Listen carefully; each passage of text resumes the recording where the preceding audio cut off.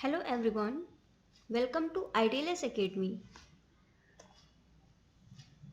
Our topic of today's lecture is General View on the parameters used in the process of microorganisms identification.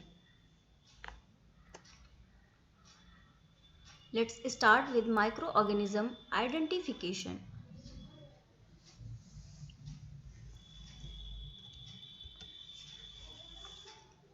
First point is before one can proceed to identify a microorganism, the characteristic of that organism have to be determined in details. What is important when making a selection is to go back to basics and consider what is the purpose of the identification. What does the microbiologist need to know and what does the result tell the microbiologist? These questions can help with selecting and implementing the appropriate microbial identification test.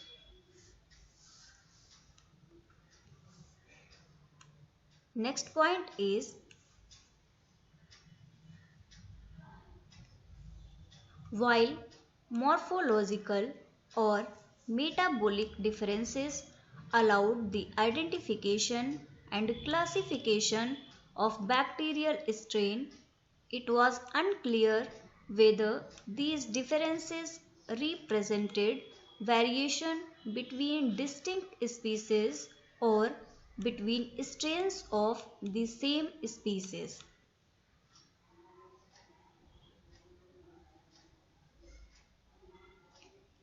This uncertainty was due to the lack of distinctive structures in most bacteria, as well as lateral gene transfer between unrelated species.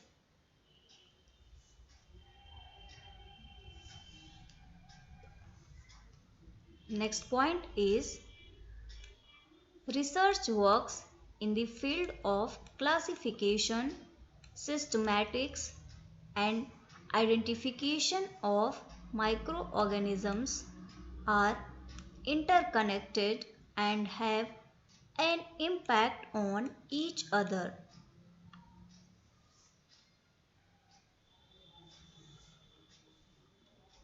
Accurate identification affects taxonomic classification of microorganisms as well as their systematics and vice versa. Therefore, the broader the research aimed at the characterization of an individual microorganism, the more precise its identification and thus the classification and systematic.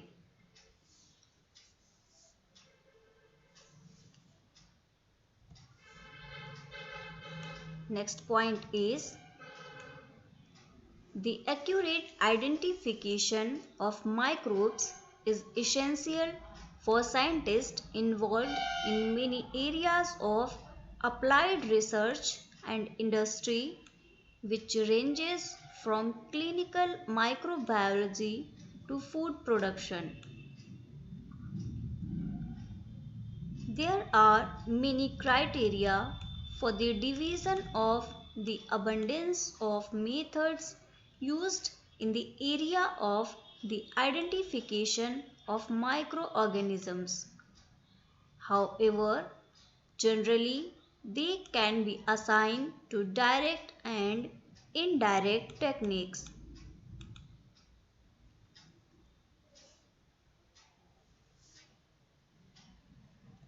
This was an overview of microorganism identification. Let's discuss cultural characteristics. We are going to deal with cultural characteristics of the microorganisms. So the first point is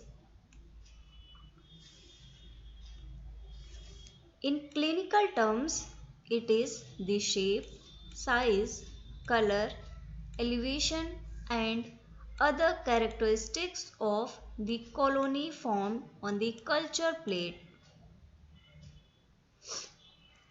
In taxonomy, it includes the nutrient requirements for the growth of the organism and the physical factors such as temperature, pH, and the incubation period.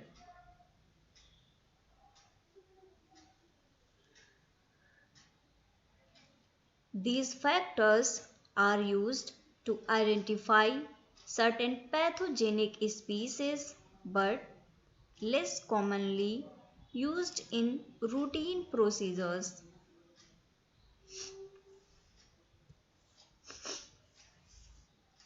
Next point is when grown on a variety of media, microorganisms will exhibit the difference in the microscopic appearance of their broth.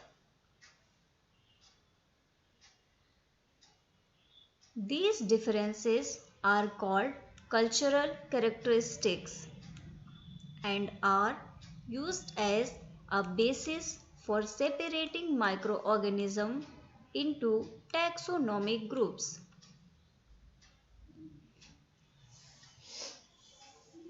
To observe the cultural characteristics, also referred to as colonial morphology of an organism, you will need a plate on which there are isolated colonies of the bacteria to be studied.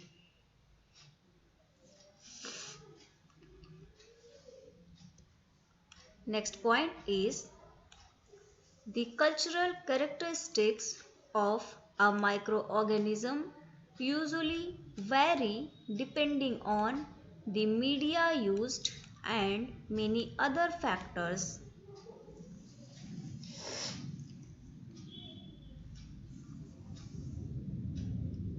Some experienced microbiologists could have a good guess about the identity of a microorganism just by its cultural characteristics, but this was proven to be a bad technique.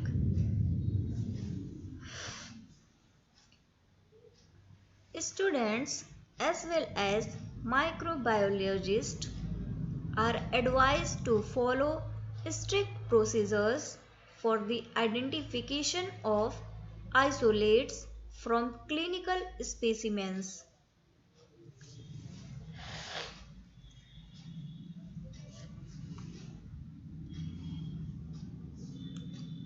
Next point is microbial cultures are foundational and basic diagnostic methods used extensively as a research tool in molecular biology.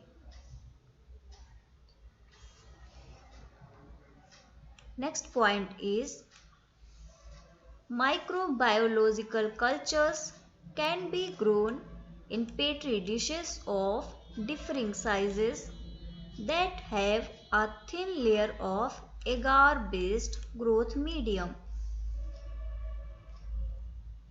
Once the growth medium in the petri dish is inoculated with the desired bacteria, the plates are incubated at the base temperature for the growing of the selected bacteria.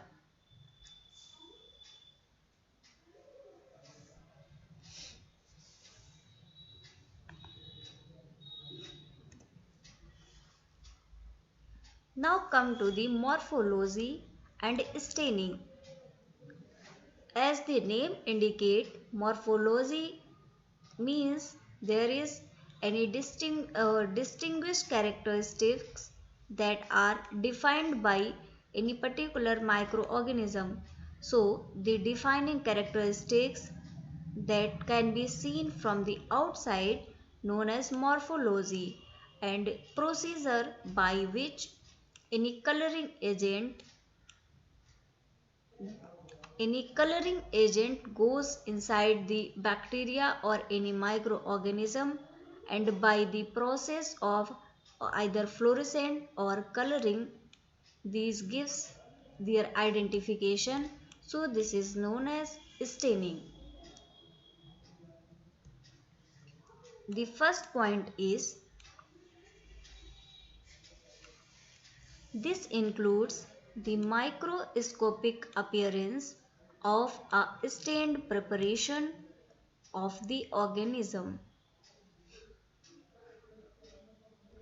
Useful information to be taken into account are the size of the individual cell, cell shape and arrangement, and staining reaction if differential staining procedures is used.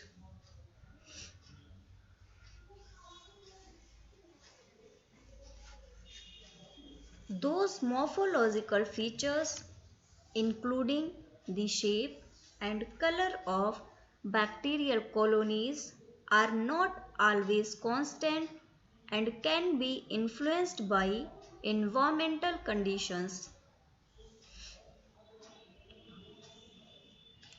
Next point is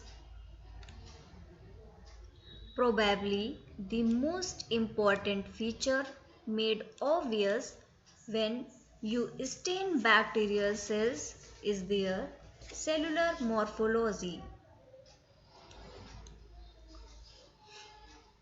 There is greater diversity of shapes among archaea and other bacteria found in ecosystems other than the human body.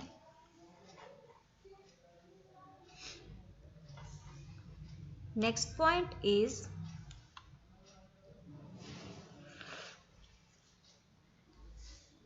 we use Gram staining techniques to aid in the identification of bacteria, beginning with a preliminary classification into one of two groups, that is gram positive or gram negative. The differential nature of the gram stain is based on the ability of some bacterial cells to retain a primary strain, that is crystal violet, by resisting a decolorization process.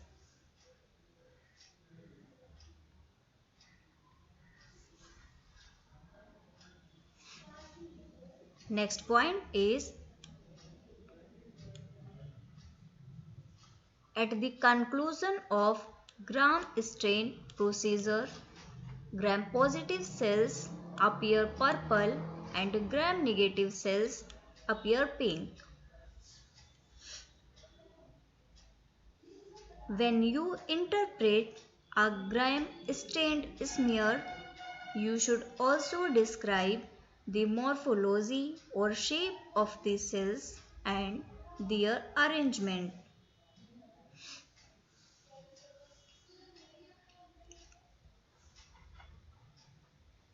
Next point is some laboratories which have a little facility could give the report of a microbiological examination of a clinical specimen just by stating their morphological characteristics and the sensitivity testing results.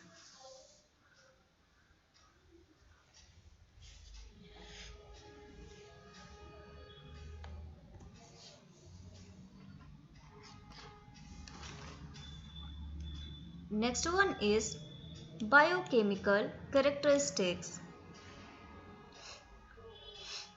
First point in biochemical characteristics is frequently the identity of a species requires detailed knowledge of its biochemical activities, since other characteristics are not sufficiently distinctive or differential.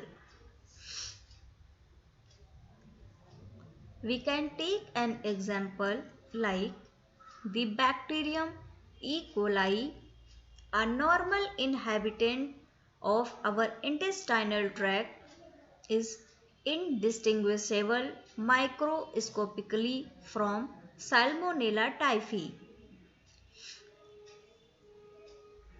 The bacterium Salmonella typhi that causes typhoid fever.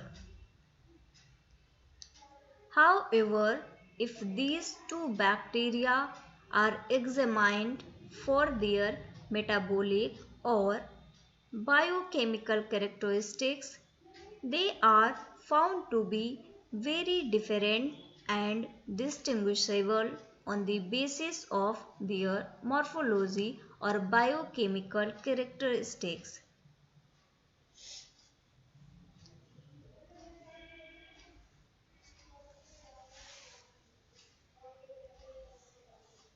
Next point is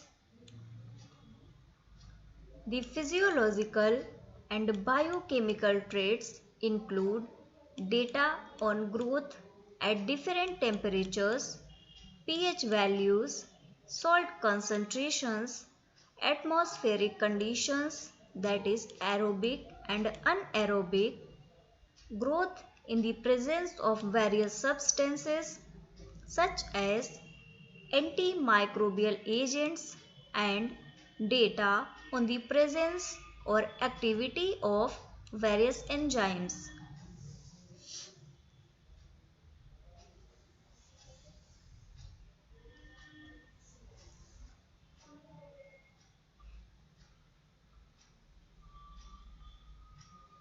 Next point is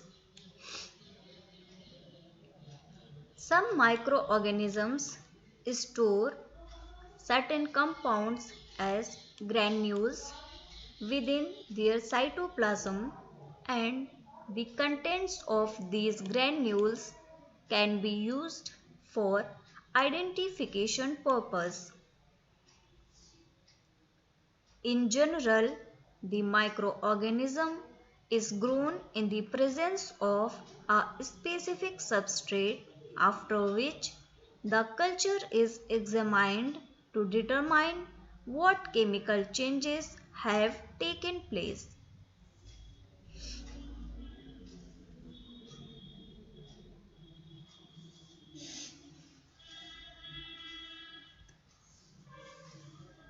Here comes serological characteristics.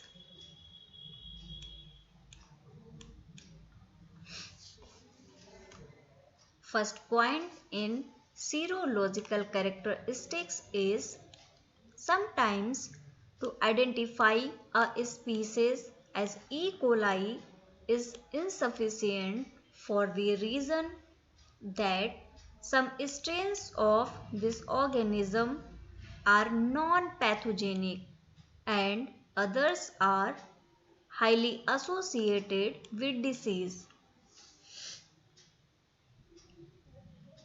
Serological testing in such case will identify the exact strain number based on testing against prepared specific antisera.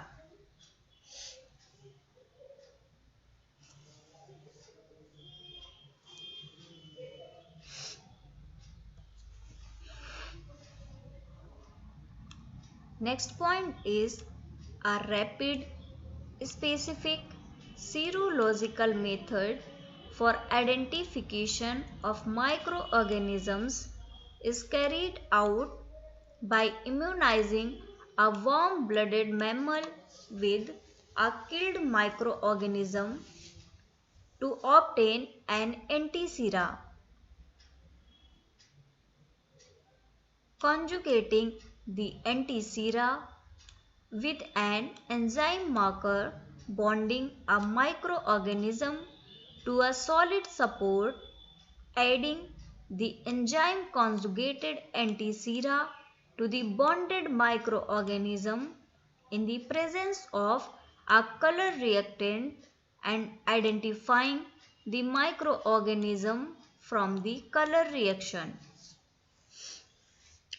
Preferably, immunizing is carried out with 2 injections of about 10 to the power 9 killed microorganisms each, with the second injection being about 14 to 21 days after the first and recovering the antisera about 14 to 21 days after the second injection.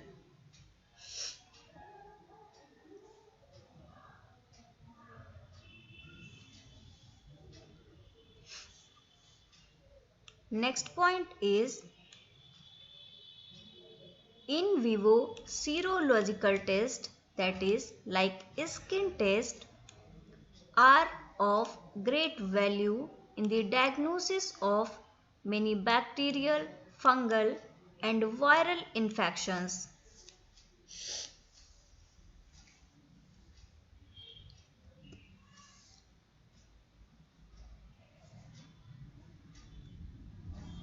Here we have already discussed cultural characteristics, biochemical characteristics and serological characteristics. Some other characteristics are also seen in bacteria or in the microorganisms. So let's see what are other characteristics can be seen in any microorganism.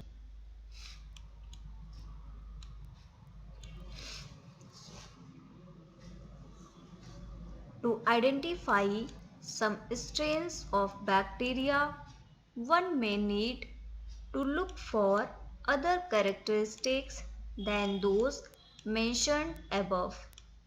One can look for more than the characteristics we have discussed in our detailed study.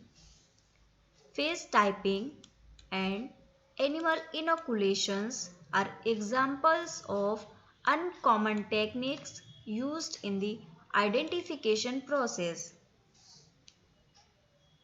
Phase typing and animal inoculation, these are other than cultural and biochemical characteristics, and these can also be used for identification process, although phase typing and animal inoculations are not common techniques. These are very rare and very uncommon techniques used for the identification process.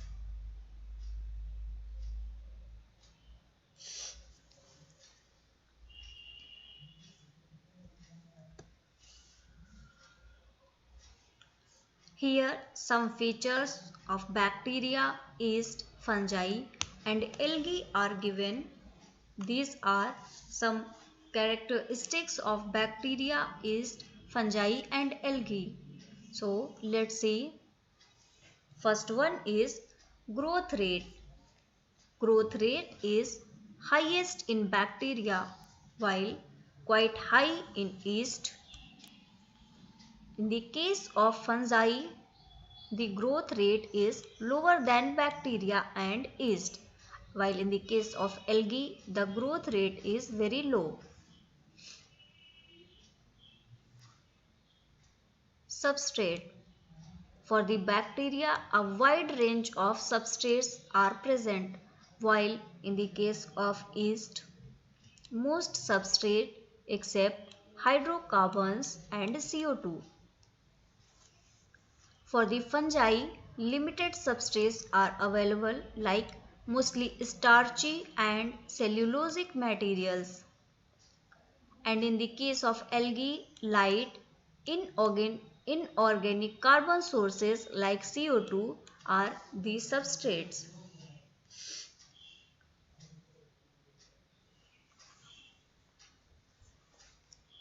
pH range is 5 to 7 for the bacteria, also 5 to 7 for the yeast, while 3 to 8 for the fungi and up to 2, or we can say that acidic pH for algae.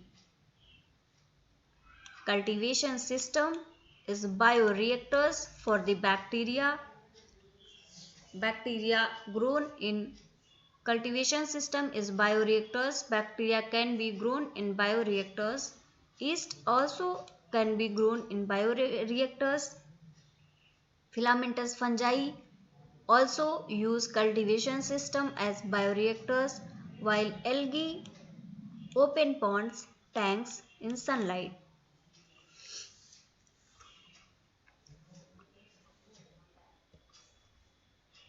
Risk of contamination in the case of bacteria is high and precautions are necessary, while in the case of yeast, the risk of contamination is low, and in filamentous fungi, it is low if grown below pH 5. More than pH 5 can result in risk of contamination. In the case of algae, risk of contamination is high. When it comes to biomass recovery, in bacteria it is sometimes problematic. New improved methods are needed, while in the case of yeast, biomass recovery is easy by centrifugation process. In fungi, biomass recovery is easy for filamentous or pellet forms, and in the case of algae, it is very difficult and costly with the unicellular algae. When we talk about protein content, it is 80% or more in bacteria, 55 to 60% in yeast, 50 to 55% for fungi, and up to 60% for algae. Amino acid profile generally good and a small deficit in sulfur containing acids for the bacteria. Generally good deficit in sulfur containing amino acids for yeast, while in the case of fungi, amino acid profile low in sulfur containing amino acids. In algae, amino acid profile generally good but low in sulfur containing amino acids.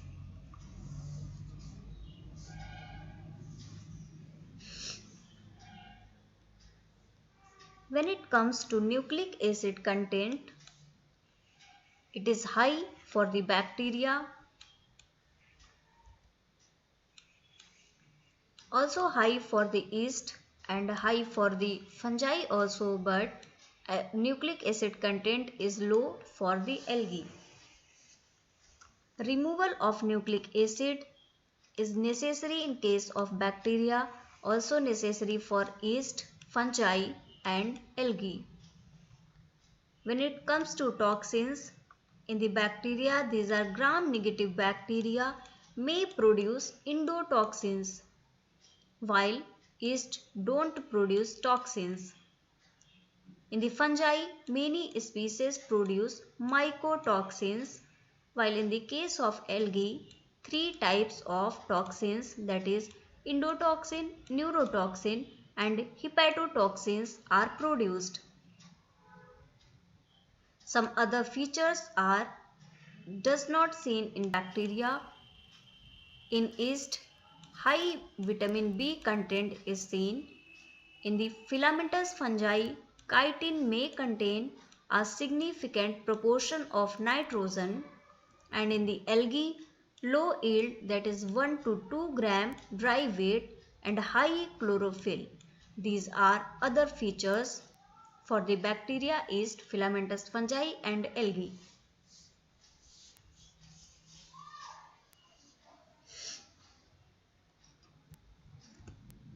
So thank you very much guys for watching this session. Guys, follow ITLS Academy on Instagram, Facebook, Twitter, YouTube, WhatsApp and LinkedIn. Guys, subscribe ITLS Academy on YouTube and get it on Google Play Store. Thank you very much again for watching this session. You can like, share and subscribe ITLS Academy. For any help or query, you can call us on 7080-833-450 or you can visit www.itlsacademy.com. Thank you very much again for watching this session.